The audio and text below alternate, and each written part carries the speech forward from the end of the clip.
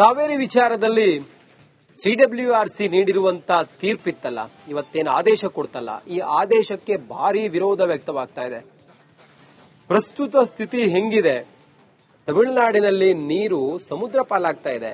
ಹೀಗಿರುವಾಗ ಇದನ್ನ ಅವರು ಅರ್ಥ ಮಾಡ್ಕೊಳ್ಬೇಕಲ್ಲ. ಕಾವೇರಿ ನೀರನ್ನು ಕೇಳ್ತಾ ಇದ್ದಾರೆ. ಇದು ಯಾವುದೇ ಕಾರಣಕ್ಕೂ ಸರಿಯಲ್ಲ ಅಂತ ಹೇಳಿ ಮಾತಾಡ್ತಾ ಹೇಳಿದ್ದಾರೆ. ಸುಮ್ನೆ ಖ್ಯಾತೆ ತೆಗಿತಾ ಇದೆ. ಸಮುದ್ರಕ್ಕೆ ಹರಿಯುವ ವ್ಯರ್ಥ ನೀರನ್ನು ಉಳಿಸಬಹುದು.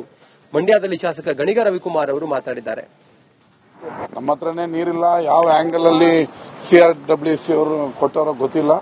ಆದ್ರೆ ರಾಜ್ಯ ಸರ್ಕಾರಕ್ಕೆ, ನಮ್ಮದೇ ಸರ್ಕಾರಕ್ಕೆ ನಾನು ಒತ್ತಾಯ ಮಾಡೋದು, ಯಾವುದೇ ಕಾರಣಕ್ಕೂ ನಮ್ಮ ರೈತರಿಗೆ, ಬೆಳೆಗಳಿಗೆ ಕುಡಿಯೋದಕ್ಕೆ, ಬೆಂಗಳೂರು ಕುಡಿಯೋದಕ್ಕೆ ನೀರಿಲ್ದಿರೋ ಸಂದರ್ಭದಲ್ಲಿ ಯಾವುದೇ CWC ಆರ್ಡರ್ಗೆ ಮನ್ನಣೆ ಕೊಡದೆ ಅವ್ರಿಗೆ ನೀರು ಬಿಡಬೇಡಿ ಅಂತ ನಾನು ಒತ್ತಾಯ ಮತ್ತು ಮನವಿ ಕೂಡ ಮಾಡ್ತೀನಿ. 35 TMC ಈ ಜುಲೈಯಲ್ಲಿ ಬಿಡಬೇಕಾಗಿತ್ತು. ಅಟ್ಲೀಸ್ಟ್ 4 TMC ಬಿಡಿ ಅಂತ ಅವರು ಸಾಮಾಜಿಕ ನ್ಯಾಯದ ಲೆಕ್ಕಾಚಾರದಲ್ಲಿ ಕೇಳಿದ್ದಾರೆ.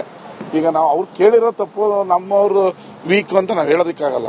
ಆದ್ರೆ ಅವರು ಏನೇ ಆರ್ಡರ್ ಮಾಡಿರಲಿ, ಬಿಡಬಾರ್ದು ನೀರನ್ನ. ಅವ್ರಿಗೆ, ನಮಗೆ ತೊಂದರೆ ಆಗ್ತದೆ, ರೈತರಿಗೆ ತೊಂದರೆ ಆಗ್ತದೆ.